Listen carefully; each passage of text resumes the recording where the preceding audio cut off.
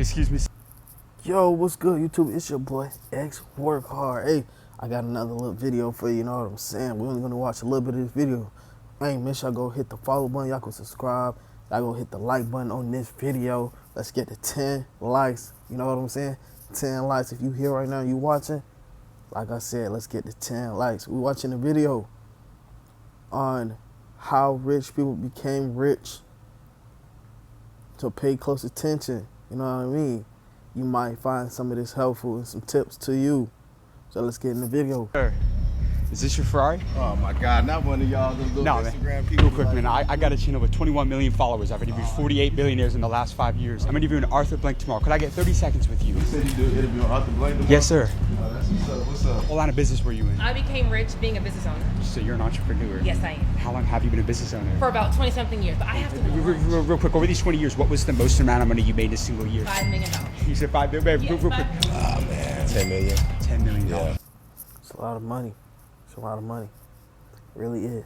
I did pretty good. Our private jet company did over $5 billion in sales. So You ask everybody how much money they make. How much money you making, James? What's the biggest year you've had? Who am I here with today? My name's Arthur Blank. How did you get rich? Have you ever heard of Home Depot? Yes. You ever been in a Home Depot? Yes. That's how I got rich. That was my company. You made more than 99.9% of business Wow. professors ever will. Give me a lesson about business right here that's not taught in school. My boy asking all the questions. I'm baby. getting it. This is a masterclass. My motto is never take advice from someone that you wouldn't exchange a bank account with. Arthur, you're 83 years old today. Right. If me and you died tomorrow and you had one more message to leave with the younger generation, what would that be? I think that's a great question. Well, I think I'm about to interview the founder of a $300 billion company. Have you ever heard of Home Depot? Yeah. Crazy. This store right here. Well, today, Crazy, man. Home Depot. If you know what Home Depot is, that's where you get your essentials for your house, wood, plants, all of that. Big company, worldwide. I'm going to be interviewing the man behind it, Arthur Blank, who also bought and owns the Atlanta Falcons. But before we do that, look, I'm in Atlanta, Georgia right now, one of the richest cities in America, home to over 30,000 millionaires and over 15 billionaires. So we're going to hit the streets to find out how the wealthy people here actually got rich. Now let's get this video on the way. Okay, I like the beat. Okay.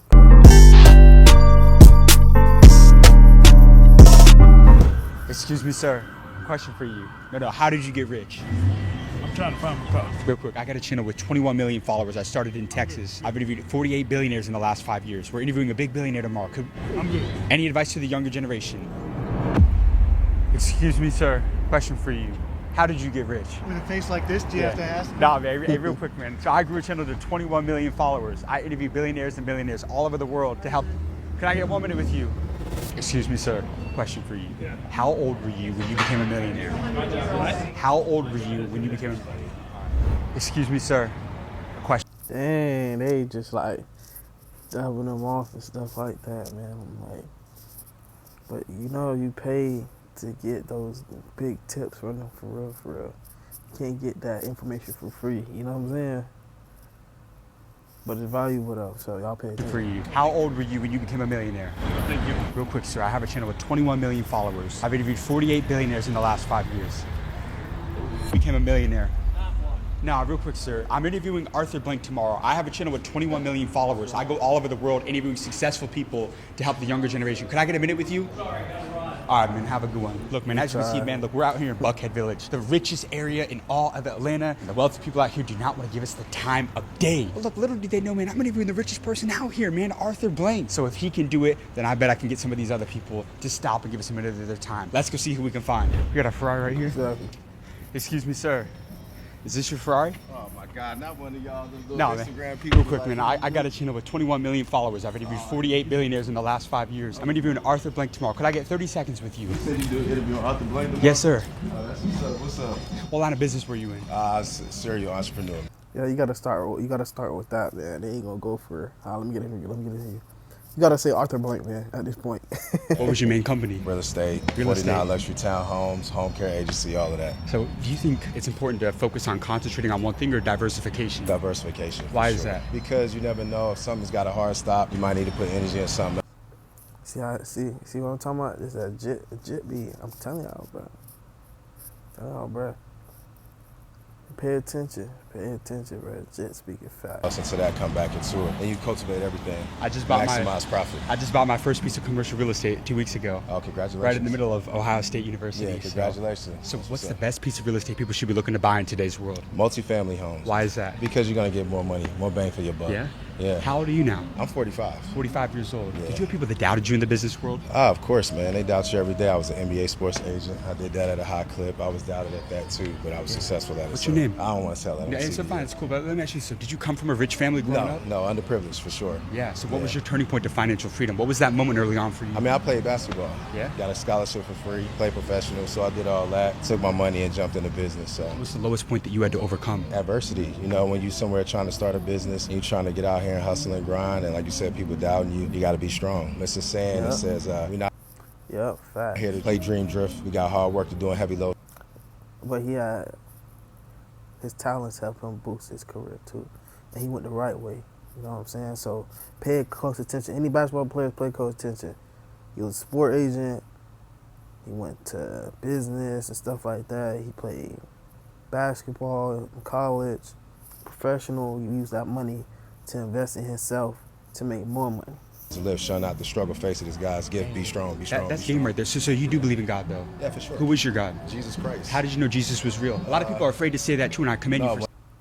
Ah, man. I got saved and baptized. That's How do you get that no one doing well, it? people want to be led, so they want you to tell them what they do. Remember that, especially in sales. Did you ever walk away? The whole team into many, man. So you do a Thank lot. you. So Thank I got you. one rule for all the interviews, though. We're no holding back. We're going to give them the blueprint and the secret to building generational wealth and really making it in today's world. And because you talk about it's not just financial freedom, but the spiritual freedom and what's inside of us. I do. I always say if you have $1 billion and your spirit's zero, 1 billion times zero is zero. But if you have $1 and your spirit's $1 billion, $1 times $1 billion is $1 billion. You gotta have both. That's the stuff that they don't Right. teach us, though. It's true, man. I think so many people focus on work, but it's really important also to focus on the spiritual side of your life. How you treat your customers. Were you philanthropic? What kind of adventure did you have in your life while you were building your business? Yeah. And I've been good at that. No holding back. We're going to give them the blueprint right here Okay, let's do on it. how to make it in today's Let's world. do Can it. we make that happen? Let's do it. Let's do it. My man. Let's go. What was the most amount of money you made in a single year? I did pretty good. Our That's that rich stuff. No, it's playing. private jet company That's fine. did over $5 billion in sales, so Are we did you pretty serious? good. Yeah. How much did you exit for? A lot of money. Come on, Okay, man. okay. That's a private thing. I worked hard to keep that private. So how old were you when you became a millionaire? I became a millionaire at 26. So you made it early, man. How old are you? 23 years old. When I was 23, I was sleeping on my friend's couch and making $16,000 a year. Are you serious? And spending 25. So what was your turning point to financial freedom, man? How did you know you were going to go out there and build an empire for yourself? I think it's really important that you believe in the end of your story. If you're an entrepreneur, you have to believe in the end. If you're single, you have to believe he or she's out there. If you're an entrepreneur, you have to believe that what you're doing is going to work. And I always believed that it was going to click for me. It took me a lot of failures to get there, but I stuck with it. And, you know, everybody here watching your show is one idea, one referral, one meeting away from changing their trajectory of their life. I met that guy at 26. His name was Bob Sillerman. And he held my hand as a young kid. He said 3 things: make money, have fun, and have fun making money. Did you ever doubt yourself? Yes, I still doubt myself. I see all the people you interview and I'm like, why are you interviewing me? So how many companies did you have fail before that first one hit? Oh my God, man. My journey was so insane. I sold chicken, shrimp, and meat door to door. That failed. I had a music company, record company that failed, t-shirt company that failed, marketing company that Y'all hear that? A lot of failures, man. It takes time for you to fail. Once you keep going, you gonna hit that one. You gotta keep going. failed, record label that went out of business. And then I walked onto a private jet. I was a guest on a private jet. And I was like, people fly like this? I want to fly like this. And then my partner and I were like, let's start a company so we can fly on private planes. A couple of years later, we were doing $5 billion in sales. So why did you not give up? When I was growing up, my dad never let me win in anything. We would play checkers as a 6, 7-year-old. He would beat me every time, no mercy. All the way till I got older. I didn't beat him in checkers till I was 55 years old. But what he was teaching me was how to deal with disappointment and that nothing would be handed to you. And that was a really important lesson for me, especially as I became an entrepreneur, because I had so many ventures that failed before one worked. And my dad taught me to stick with it. So, you know, Yeah, that's facts, chat. That's facts. Let's get on over here. Question for you. How did you get rich? Who are you? I interview billionaires all over the world. And who says I'm rich? You look like money, man. You look like money. Okay. What'd you do? I became rich being a business owner. So you're an entrepreneur. Yes, I am. How long have you been a business owner? For about 20-something years, but I have to go Real quick, over these 20 years, what was the most amount of money you made in a single year? $5 million. You said $5 million. Yes, Real quick, can we interview you for 1 minute? We have 21 million followers. We have 21 million followers. It's to help the younger generation. It'll be worth it, I promise you. Okay, come on. Is that okay? Did you go to college? Yes, I'm a lawyer. You're a lawyer? Yes. Did college help you become a millionaire? What college gave me was structure, and what college gave me was, like, I would say, business acumen. But the hustle is what it requires to be successful. So no, you don't have to go to college, but college does help me have to, be able to navigate this business world. Did you come from a rich family growing up? No, did not. So what was your turning point to financial freedom? Did you have a moment early on where you were like, I want to go out there and build an empire for myself? Yes, at a law school, I worked at a law firm, and I realized that my income, there's a salary cap, and no matter how good I was only gonna make X amount of money. I was like, this isn't for me. I'm gonna go on my own. I want to bet on myself. So you learned that you weren't going to get rich working for anybody else. Correct. So I'd rather go have no kind of salary cap versus only get paid X amount of money for a year. So do you think everybody's built for entrepreneurship? No. Why not? It's a beast out there. I call it the monkey around your neck. In business, the monkey, which is stress, will be around you, and depending on how you can handle that stress, you may or may not be able to handle full-time entrepreneurship. Now, having a side business, yes, but being in it full-time, that is a bear all by itself. Right. Facts.